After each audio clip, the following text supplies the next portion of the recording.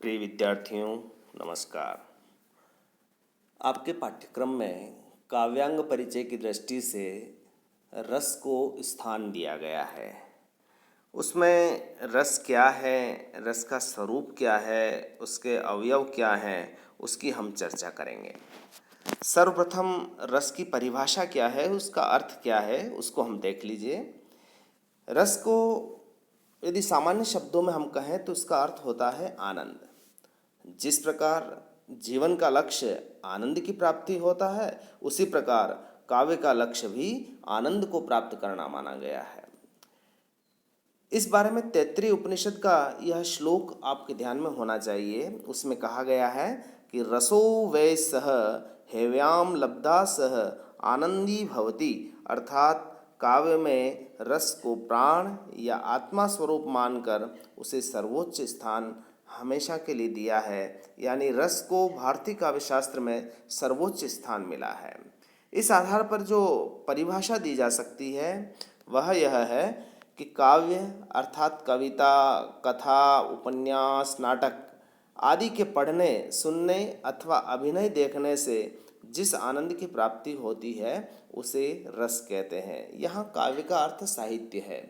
प्राचीन काव्य शास्त्र में काव्य को जो परिभाषीकरण किया गया है तो उसका अर्थ साहित्य की समस्त विधाओं से है, चाहे वह कविता हो, कथा हो, उपन्यास हो, नाटक हो। उसको पढ़ने, सुनने अथवा अभिनय देखने से जो आनंद मिलता है उसे रस कहा जाता है। अब यह रस का स्वरूप कैसा होता है, इसकी हमारे शास्त्रों में चर्चा की गई है। यानी रस की अनुभूति कैसी होती है, तो आचार्यगण इसके बारे में काफ़ी चर्चा करते हैं। आचार्य विश्वनाथ ने एक अपना ग्रंथ साहित्य दर्पण में लिखा है कि रस का स्वरूप कैसा होता है। वो कहते हैं कि सत्वोद्रेकाद खंड स्व प्रकाशानंद चिन्मय वेद्यांतर स्पर्श शून्यो ब्रह्मा स्वाद सहोदर लोकोत्तर चमत्कार प्राण कश्चित प्रमातृभि स्वाकारवद भिन्नत्वेयानाम आस्वाद्यते रसः। इसका सामान्य अर्थ है कि रस सत्वोद्रेकमय, अखंड, स्वप्रकाशानंद, चिन्मय, वेद्यांतर स्पर्श शून्य, ब्रह्मा स्वाद सहोदर, लोकोत्तर चमत्कार प्राण और अपने आकार से अभिन्न होता है। इस तरह से रस का जो स्वरूप है इन शब्दों में प्रकट हो जाता है। कहने का आशय कि रस सत्वोद्रेकमय होता है, यानी सत्व गुण से उत्पन्न होता है, वह अखंड होता है, वह स्वयं के प्रकाश से प्रकट होता है, वह चिन्मय होता है, वह वेद्यांतर स्पर्श शून्य होता है, ब्रह्मासाद सरोहदर होता है, यह लोकोत्कर चमत्कार प्राण उसे कहा गया है और अपने आकार से अभिन्न होता है। इन एक एक शब्दों को हम सामान्य रूप से समझने की कोशिश करते हैं कि सत्वोद्रेकमय क्या होता है। यानी रस को सत्व गुण से उत्पन्न माना गया है। जो सांख्य दर्शन है उसमें प्रकृति को त्रिगुणात्मक माना गया है, अर्थात तीन गुणों से मिलकर यह प्रकृति बनी हुई है। ये तीनों गुण कौन से हैं? सत्व है, तम है, रजगुण है। यानी रजोगुणी, तमोगुणी, सतोगुणी, यानी तीनों गुणों से मिलकर ये प्रकृति बनती है। तो जब रस उत्पन्न होगा तो वह केवल सत्व गुण से ही उत्पन्न होगा, अर्थात जब सहृदय तमो और रजोगुण से युक्त होगा तब उसके हृदय में रस की उत्पत्ति नहीं हो सकती। यानी रस मन की रजोगुणी और तमोगुणी वृत्तियों के विलीन होने और सत्व गुण के उद्रेक होने पर ही यह उत्पन्न हो सकता है।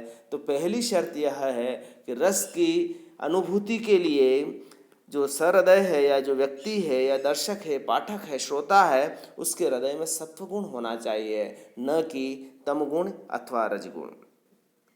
दूसरी विशेषता यानी उसके स्वरूप को दूसरे रूप में प्रकट किया है कि रस अखंड होता है।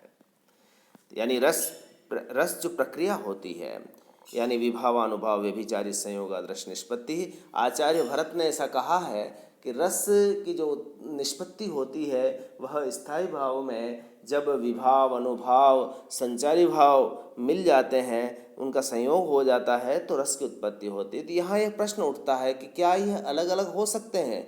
रस को यदि हम अभिव्यक्त करें तो क्या खंडित रूप में कर सकते हैं? तो यहाँ यह कहा गया है कि नहीं, रस प्रक्रिया में स्थायी भाव के साथ जब विभाव, अनुभाव, संचारी भाव आदि का संयोग होता है तो रस की अनुभूति इन तीनों के समन्वित रूप के साथ होती है। इसे खंडों में विभक्त नहीं किया जा सकता कि यानी उसमें से संचारी भाव अलग कर दीजिए फिर रस कैसा रहेगा, विभाव अलग कर दीजिए रस कैसा रहेगा, नहीं, बल्कि इसके अंतर्गत इनको समन्वित रूप से ही पढ़ा जाता है, समन्वित रूप से ही अनुभूत किया जाता है। रस की अगली विशेषता बताई गई कि यह स्वप्रकाश होता है, अर्थात स्वयं प्रकाशित होता है। इस हेतु किसी अन्य साधन की आवश्यकता नहीं होती है। जैसे सूर्य अपने प्रकाश से स्वयं आलोकित होता है, ठीक उसी प्रकार रस स्वयं प्रकाशवान है। इसके अंतर्गत वैसी ही ऊर्जा है जैसे सूर्य के अंतर्गत होती है। यह अपने प्रभाव को सामने वाले पर सीधे ही प्रकट कर देता है। इसे किसी अन्य संसाधन की जरूरत नहीं होती है। रस को आनंदमय कहा गया है, यानी रस आत्मा के प्रकाश से आलोकित होता है और इसलिए आनंद की अनुभूति कराता है और इस आनंद के लिए किसी बाह्य उपकरण की जरूरत नहीं होती। रस को चिन्मय भी कहा गया है, अर्थात यह चैतन्यमय है। ज्ञान शून्य स्थिति में यह अनुभूत नहीं होता, यानी सहृदय को ज्ञानी होना जरूरी है। उसे न केवल काव्य शास्त्र का बल्कि संसार में मनुष्य की स्थिति का, आत्म की स्थिति का, उस साहित्य के परिचय का आदि ज्ञान जरूरी है। इसके अभाव में वह चैतन्यमय नहीं हो सकता और चिन्मयी नहीं हो सकता। अगला जो रस का स्वरूप बताते हुए उसे वेद्यांतर स्पर्श शून्य कहा है। इसका क्या मतलब होता है कि रसास्वाद की वेला में वेद्य अथवा संवेदनीय अनुभूति के अतिरिक्त किसी भी अन्य प्रवृत्ति के स्पर्श की शून्यता रहती है।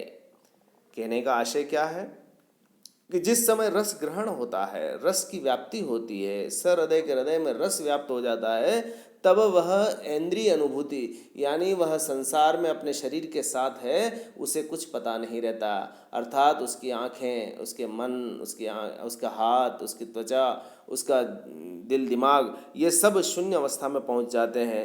यानी रस दशा में वह भूल जाता है कि मेरा क्या है, पराया क्या है। वह तटस्थ दशा में रस का पान करता है, यानी वह सांसारिक विकारों से ऊपर उठ जाता है, संसार के प्रभाव से ऊपर उठ जाता है, सांसारिक यथार्थ से वह ऊपर चला जाता है। जिस समय वह रस ग्रहण कर रहा होता है उसे यह पता नहीं चलता है कि उसके आसपास क्या घटनाएं घटित हो रही है, जिस समय वह रस की अनुभूति की अवस्था में होता है।